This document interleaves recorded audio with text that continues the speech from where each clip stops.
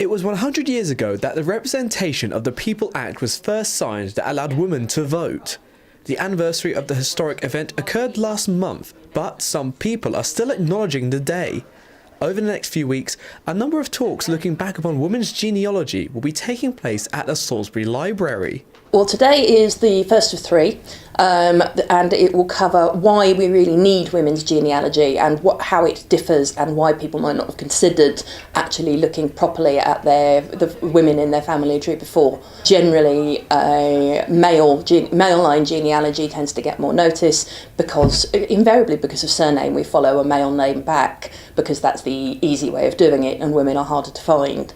The first of the three talks look to emphasise why genealogy is so important in regards to women who were alive around the time of the agreement being signed, along with exploring topics that Lucy has been working within for over 10 years. I founded a project called The Women Who Made Me about a year or so ago, 18 months ago. As part of that, I've been pulling out women I find in the course of my other research and actually putting them out there and putting a database together of women's social history. The idea itself first came about thanks to the centenary anniversary of women earning the right to vote, and is now slowly but surely travelling across Wiltshire. The fantastic children's librarian at Chippenham Library, a woman called Tracy Hager, has been following this. And Tracy said, yeah, we could put a bid together and see if we can get you talking in libraries. And it went on from there. So initially it was Chippenham, and then it was Chippenham and Trowbridge, and now it's Chippenham, Trowbridge and Salisbury. As well as discussing the importance of women's genealogy, Lucy over the next few weeks will be explaining how people can go back and learn more about the women in their own family trees.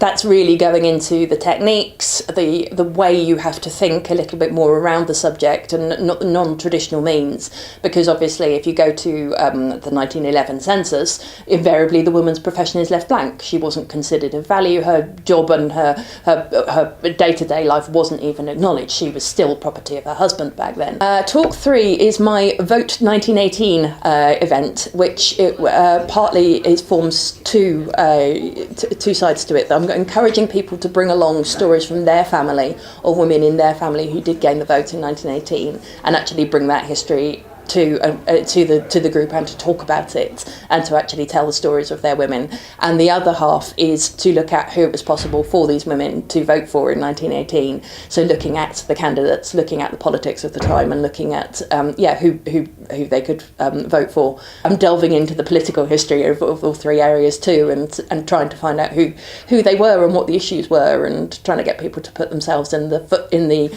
actual shoes of the women that they'll be talking about. And if you had to make that decision, if you were trying to vote for, considering all this, who would you vote for? The next two talks about women's genealogy will be taking place on the 13th and the 20th of March, both at 11:30 AM at the Salisbury Library. Pete Baldry, That's TV.